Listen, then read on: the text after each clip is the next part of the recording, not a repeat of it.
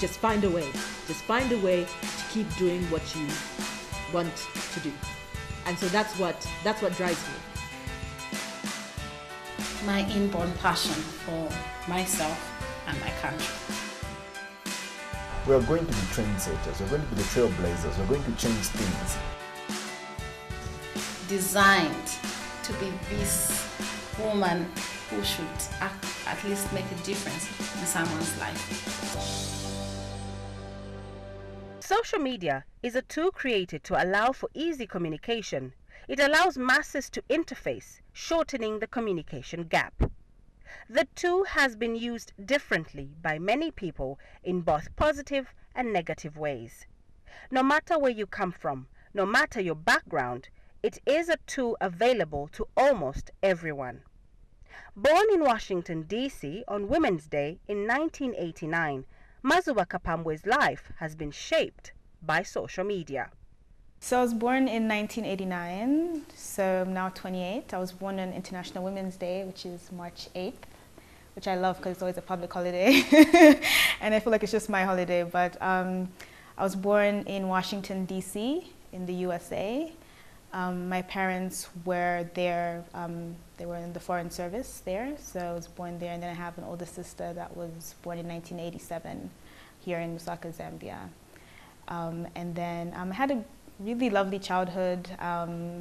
Growing up with my three sisters, we traveled a lot. So when I was, I think I was 4, we moved to Germany, in Bonn, where my father was transferred as well. And that's when my young sister, Kapambwe, was born. And we had lots of friends and stuff. We'd hang out with the other Zambian kids over there and the other international students, because I went to an international primary school. And then we moved back to Zambia when I was 6 in 1996. And that's when I met most of my family for the first time, like my extended family. So I was like in shock, like, okay, this is how many people, because in the West you have like your nuclear family and that's who you know most of the time. So when I moved back to Lusaka, I had like 15 relatives that all came to the airport. And it was like a huge cultural shock moving back here to Zambia in 96, yeah. Her fondest memories growing up were making friends and meeting people, despite living in many locations around the world.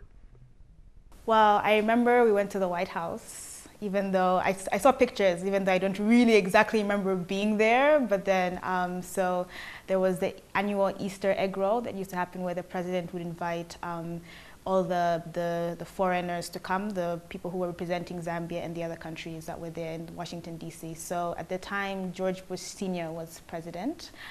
So we went there, and I remember there was a magician who made a balloon for me. So I have a picture where like I'm like fascinated by what he's doing. And yeah, it was great. And then, again, we traveled a lot. So, it was fun. But then my only constant friends were my siblings, because, we'd move every 2 or 3 years. So you never really got to like hold on to friendships. And that was before like social media and Facebook and mobile phones, came. So it was like, there's people that I remember, but I don't even know where they are now. I still haven't found them even from Facebook, because I probably only remember their first name, and But what's interesting is there are some people that I have stayed in touch with. So my very first friend ever in life, he's still in the US, and we saw him, we went for Obama's inauguration in 2009, I believe, and we met him after like 16, 17 years. And that was amazing, because they still lived across the street from the house where we lived. So I actually went to the house, and it was like so small, because I remember it being so big, and then I went back, and then I was like, why are there so few rooms in here, And they're still neighbors across the street from there, so we got to see them, and and that was amazing, like just catching up with people that we knew from when we were really little. Having diplomat parents, her life has been inspired by the different cultures and traditions in the various places they lived. This paved the way for her academic and career path. So I came back to Zambia, I went to St. Mary's. At the time, it was when it was Mary Queen of Peace, and then St. Mary's was just secondary school. So I went to, I started actually at Rhodes Park first for a year, that was grade 2. Then grade 3, I moved to Mary Queen of Peace until grade 7. And then after I wrote my grade 7 exams, I moved to St. Mary's for grade 8. I did grade 8 and then my first term of grade 9 at St. Mary's. And then after that, that's when my father was transferred again to Addis Ababa, Ethiopia. So we moved there, that was 2003. And then I was there for my high school at Sanford International School, which was the British curriculum of school. So there we would end school in grade 11, then you write the IGCSEs, and then you can either have an option of doing grade 12 and 13, which is like a pre-college level course, which I did. So I did grade 12 there, and then my father was transferred again to New York. So then I moved to New York, and then I decided to go straight into university there. So I did my first 2 years at Westchester Community College, which is in New York. So I did an associate in marketing. So it's like a 2-year diploma. And then after that, I transferred now in my 3rd year to University at Albany, which is the state school. So Albany is the capital city of New York, and that's where most of their schools are. So it's like upstate, it's near Canada, so it was really, really cold, much colder than New York. And I did my 3rd and 4th year there. I studied a lot of stuff, actually. I started with business, as I mentioned before, so I did my marketing, and then in the 3rd year of being there, they told me that I have to take all my classes again from the other college because they said that their school had a different standard, so I had to do like accounting all over again, which I like hated, but I, actually studied accounting and I did really good in it. But then just the thought of like having to start all over again made me think I was going to waste 2 years of my previous studies. So then I chose to do communications. I thought, I want to do PR, I want to work at a magazine. And that didn't work out because I had to do statistics. And I hate math. I'm so bad in math. So after that I went to my advisor and I said, I need to graduate in 2 years. What can I do that's gonna allow me to graduate in time? Because I don't have time. And then he looked at my classes and said, oh, you've done lots of electives. So electives are like complementary classes that you do. They can be in anything that's different from your actual field of study. So you can do French, even if you're doing like biology, just other stuff to kind of complement your education. So I had lots of classes in African studies. And then he said, yeah, why don't you go and do African studies? This could be your major, and then you could keep the marketing and the business as your minor. So I thought, you know what? Why not? So I did African studies, or Africana studies as it's called over there, because it includes the study of slavery and the civil rights movement as well. So you're learning about, Africans in Africa and, the Africans who were taken as slaves to the US and how they evolved. So actually my parents didn't even know that I was studying African studies because my dad was like, so I'm going to send you I sent you from Africa to America to go and learn about Africa in America, okay? Studying Africana studies sort of helped her start loving and appreciating Africa, African fashion, and African art. She started sharing this on her blog called African Pride. This passion opened up other avenues for her, connecting her to other people on the continent and beyond who are passionate about Africa and everything to do with Africa. So I started blogging in 2008. Blogging was still very new there, and there was a friend of mine who had suggested, because Facebook had this thing called Notes where you could write articles and post them on Facebook. So she said, why not, instead of post them on Facebook, why don't you create your own platform? And she said, oh, there's this thing called blogging that's all the cool kids are doing now, so maybe you should do it. So I thought about it, and she was like, yeah, you love writing and you've always wanted to work for a magazine, so maybe this could actually be your portfolio. You could write, post online, then maybe someone that's that owns a magazine can see what you've written and they can use that to hire you, because it is difficult to get into the publishing industry or to get into the writing industry in the West, because most of them have either connections or maybe you studied English in uni and stuff like that. So she said, yeah, do it, and I actually did. So I started a blog called African Pride, and it was documenting my experiences traveling to African fashion shows and festivals in the US, and that also helped me network.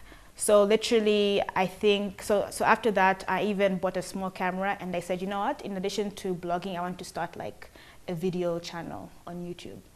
So what I did was I got this friend of mine who had no editing experience. I just said, can you hold the camera? He's like, yeah. So I started calling people, and I was like, I'll see an event and I'd say, I'm coming to film this event. I'm a journalist. And they'll say like, which publication are you from? And I said, no, I have a blog called African Pride. And then sometimes it worked, sometimes it didn't. But it got me to meet Kerry Hilson. So, you know, I got to meet Van Vicker, who's an Hollywood actor. I got to meet Black Coffee, a South African DJ who's really blowing up now in the West, just through blogging. So from blogging, I started getting contacts from other African websites. So I worked for Jamati Entertainment and another one called Africa Style Daily. So I would blog for them and then have my own blog. So through using those two platforms, that gave me like the credentials now to go into a room and say, hi, I'm representing these companies, but I'm also a blogger, can I do stuff? And, you know, so I got to interview these people, and I mean, I had no idea like how to edit a video after that. Like, I literally just post the video. So I just told my friend, like, listen, there's no cutting, there's no stopping, it's just going. When the camera like says action, that's it, we're just gonna keep going.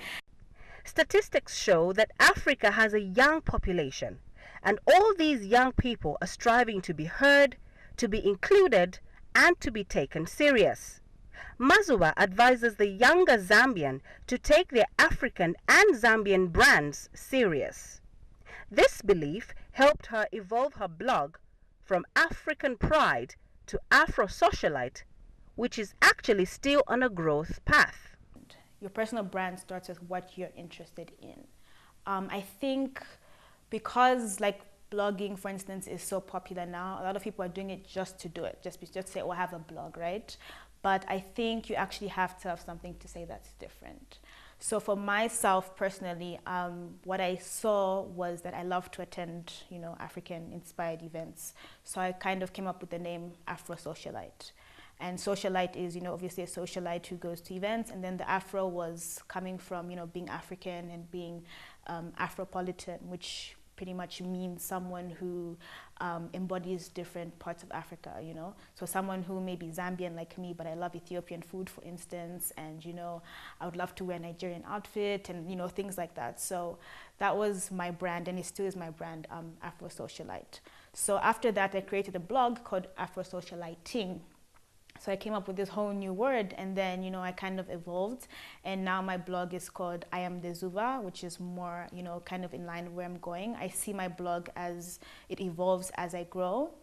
And it's just that, so even like here, for instance, when I moved back to Zambia, it was a bit difficult to now come and say, okay, I love attending African events because now we're in Africa, you know, like what's different about, you know, being Zambian? There's nothing because we're all Zambian here, you know. So the next thing that I saw that I was really interested in was festivals and traveling to festivals. And, you know, when I would watch TV, you know, here and watch other channels, I noticed that there were no Black people telling African travel stories. So you'd have like these big international channels where you'd find like, you know, a white person is going to Malawi, and then, you know, they're reporting on Malawi, then they're going back, and then, you know, it's being aired, and they're not exactly showing the positive sides of, you know, of Africa. Through social media, Mazuba has been able to make connections with other Africans with similar interests of telling the African story. I was on Twitter one day and I just tweeted and I said, you know what? My dream job would be to get paid to go to festivals in Africa. And then that tweet caught the attention of a radio presenter in Zimbabwe called Lorraine Goya. She worked at ZFM, and she's a freelance consultant now. She's a creative consultant. So she messaged me and said, hey, you know what? There's a festival happening in Harare in 2 weeks. It's called the Harare International Festival of Arts. Why don't you come down, sleep on my couch, and let's shoot something. Let's do a pilot. And I was like, okay, okay, this is strange. I don't really know you. And then coincidentally, or actually not coincidentally, because I don't believe in coincidences. I think everything is, you know, meant to happen. So then I was working with Bare Feet at the time. Bare Feet is a youth organization here based in Zambia, and they do theater. So I was working with Bare Feet as a communications consultant. And they were actually performing, they were invited to perform at this festival in Zimbabwe. So as their communications person, I said, you know what, I need to go on this trip because I need to be doing your Facebook. And they're like, no, it's fine. So we got on a bus in Osaka with Bare Feet. We got to Harare. Then I got to my hotel, then I messaged her and I said, oh, hey, I'm here. Let's meet up. And, you know, I didn't even like do any research. I didn't Google her, so I didn't even know how she looked. So then she just like knocked at my door. I thought someone would come in and say, no, someone is here in the lobby. Someone just knocked on my door. So even when I opened, I didn't know it was her. So she just said, hi. And I looked at her like, hi, can I help you? She was like, oh, this is Lorraine. It's like, oh, nice to meet you. And then literally the day that I arrived, we started shooting. She introduced me to 2 camera guys who are Zimbabwean, called Gui and Zash. They have a production company. And then we started shooting. And then from there, we developed a concept called the Festival Gurus. So now we have a docu-reality web series where we go to festivals in Africa and we interview artists, we interview fashion designers, and then we have a good time. And the goal is to show other Africans that, you know, it is possible to travel to Zimbabwe for the weekend and go to a festival. It's possible to go to Malawi. And this was all our own money, by the way. So what we would do is, because we didn't have any money to get on planes, so we would drive. So one time we went to Lake of Stars Festival in Malawi, and the guys drove from Harare to Lusaka, picked me up. We slept for 2 hours, then we drove to Malawi at 03 in the morning. We got to Malawi, dropped our bags at the hotel, started shooting from there. And that kind of like, you know, evolved. And since the first Gurus, that was 2013, we visited Zanzibar as well. We visited Malawi. We visited, then the guys actually came to Zambia twice, so we shot in Zambia as well. And then, yeah, we kept going. And then the goal was to use that, those episodes and post them online. And then kind of from the reaction we got was to now go to a TV channel and say, hey, we want to be, you know, on your network. And it didn't really work out that well because, you know, people would say, okay, but your stuff is already online. So it's not exactly exclusive for our audience, you know, because anyone can go and watch it online. So we kind of got discouraged. And then also because, you know, funding, it was our own personal funding. We kind of like went quiet for like 2 years. And then a few months ago, I got a call from Zambezi Magic. And we had been speaking to them previously last year. And then they said, want you guys to be on our network now, so we're going to start shooting really soon, so can you guys put together your budgets and your proposal and speak to your people. And from then, yeah, so now we're going to be shooting in the next month, and we're really excited because it's been a 4-year journey. And I mean, I think that's a lesson, you know, like never to give up. I mean, yes, we stopped traveling, but our social media, particularly our Twitter, was still active. So even though we were not going to places, what we would do is we would ask someone, are you going to this festival in Zambia? I mean, in Malawi or wherever. They'll say, yeah. So we'd actually send them airtime, and then we'd tell them, okay, can you, like, we'll give you the passwords to our Instagram and our Twitter. Can you, like, go in, and then we'll hire you as a fest reporter. So we're going to like have people like looking at your pictures and stuff that you're going to post on our Facebook, and then you'll be like given the title of fest reporter. So that's kind of how we got around the challenge of not actually having money to have ourselves personally go to these places, that would actually hire people for a few hours or for a day to go and like, you know, to show us, to give us this content pretty much. And that pretty much worked, and you know, we've been doing it ever since. Being self-starters is what many young people are advised to do today. Mazuba and her friends did this, using their own resources, time, and effort. Only then will others believe in your idea or dream. In terms of perseverance, you know, you could be the richest person in the world and like, you know, doors will still get shut on you in, you know, in some places, or you would still have challenges, you know. It might not be a financial challenge, but it may be an emotional challenge. It may be a mental challenge, you know. So, I don't think we can ever discriminate and say, oh, because someone is privileged, then they didn't have to go through this way. I think where we are at now, seeing as social media is huge and people have access to internet, even if you're not connected like every day, you know, people have smartphones, for instance. You know, Africa has a high penetration rate of people having cell phones and internet and things. I think it's really important to create your own platforms, first of all, and create your own content. So I think gone are the days where, you know, you just had to, you know, like, you know, work at this particular magazine, or, you know, like, because it's hard, you know, there's only a certain number of jobs available. We have people that have created brands out of, you know, publishing their own content. I mean, a great example is Mafasho, who were featured on this show as well before. You know, they didn't go and, you know, knock at the door and say, hey, we want to, like, you know, do fashion, you know, for this. They just said, okay, we're going to do it, and then the rest will follow. So, you know, when they say build it and they will come, like that's pretty much what I can say, you know, just start. The challenge is starting. People say we don't have money, we don't have whatever, you know, and you know, with the first gurus, we just sacrificed our money. So maybe, for instance, instead of going out like, you know, the whole month, every Friday, just keep that money together and say, okay, you know what, I'm going to, you know, get a blog. A blog is free, you know, so as long as you have internet access, you can register a blog and it's free. And then, you know, you say, okay, you know what, I have a phone. I don't need to buy a fancy gadget. Like, let me use my phone and take videos and take pictures. And then, you know, you post them, you know, create a Facebook account, create a Twitter, create an Instagram. And then from there, you're already sharing your story. With social media being something anyone can use, one needs to be creative, different, and unique. For Mazuba, she always strives to have unique content as it makes her stand out. I think that's very, very important. I think people, so for instance, as myself who likes to travel a lot, it's not just me posting a picture and saying, oh, hey, I was in Mauritius this past weekend, you know, and it was amazing. You know, now we have to move towards someone who may see my blog and say, you know, I want to go to Mauritius. So I'm now telling you, like, okay, this is how you should save to go to Mauritius, you know. And that's actually what happened for me. Was I was approached by Barclays Africa in South Africa, and they said to me, we know you love to travel, so can we do this campaign using you and other bloggers in Africa, where you like save for 6 months, you actually document and say, this day I went to the grocery shop and I spent like 100 kwacha and this is what I sacrificed on. Then at the end of the 6 months, you show us, okay, this is how much I raised, you know, and I did that, and through that I was able to actually fly to Mauritius. Using the money that I saved from 6 months, I used that to go to Mauritius. And then again, last year, Barclays came back to me and said, you know what, let's do a 3-month campaign. And I worked with Barclays Africa again. So I was telling people this is how you can save, and that's again valuable content, you know.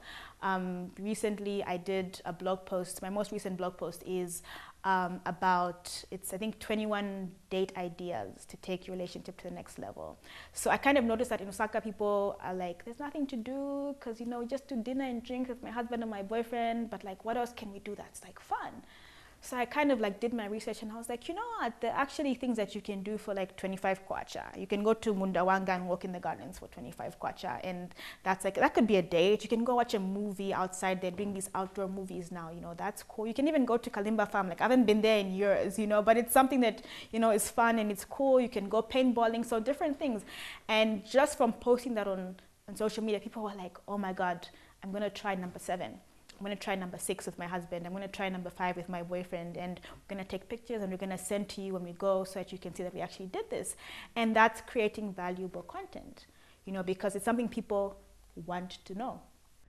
Her drive is family and wanting to prove herself, especially after studying what her parents had no idea of. Wow, what drives me? Family. Obviously, I mean, being a child of people who have been successful, it's definitely like puts pressure on you, especially because I did not go, you know, the traditional route. I didn't follow my parents and go into like foreign service, so I didn't like study anything related to that. So I kind of felt like I needed to prove myself in this field. And, you know, in the beginning, my dad was like, you know, this writing thing, I don't know, which is really weird because my dad is actually the one who, I say, made me a writer, because when I was young, he used to read stories to us and he used to actually tell us Bemba stories when we were kids. So I didn't know how to speak Bemba then, and I still don't, you know, good enough, but I remember those stories. And I remember there was a story of a dog called Nshindikila and Shankamwene, I think. And I still remember that story now because he painted such a vivid picture, you know, and he'd tell us these proverbs that I still remember now. And then, you know, like just coming from that, then I felt like it was no-brainer that I became a writer. So I don't know why he's always like, no, I don't know how you became a writer, you know.